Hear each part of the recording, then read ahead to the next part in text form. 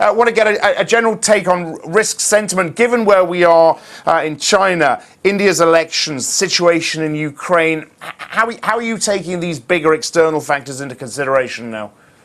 Well, so the Ukraine obviously has been something of a drag on markets in the first quarter and moving into the first half of the year. But ultimately, it's just underpinned what everybody, I think, has really felt deep down, which is that the fundamental story for equity markets is really an extremely benign one. So even when you've got a big external factor like Ukraine kind of weighing on things, then you see markets able to at least hold their own and now starting to show real signs of pushing ahead. In terms of, say, widening that out to China, China probably is seen as a big negative or a big potential negative in growth terms for investors.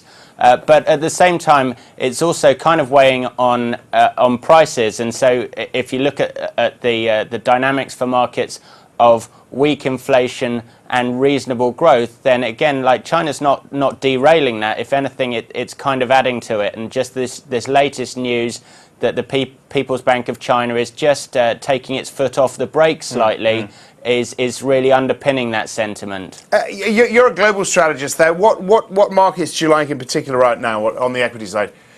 Well, we're still favoured the developed markets.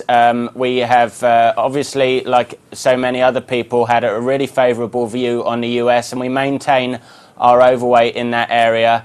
But you're starting to see certainly an improving potential from European markets as well.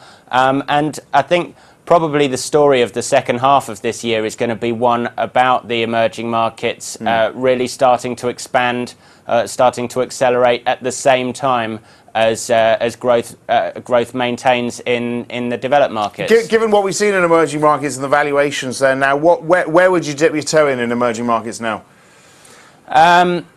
Well, I mean, probably I'd still rather not be drawn by valuations. I think there is an interesting story beginning to emerge in China. So we're seeing plenty of news on liberalisation of the markets.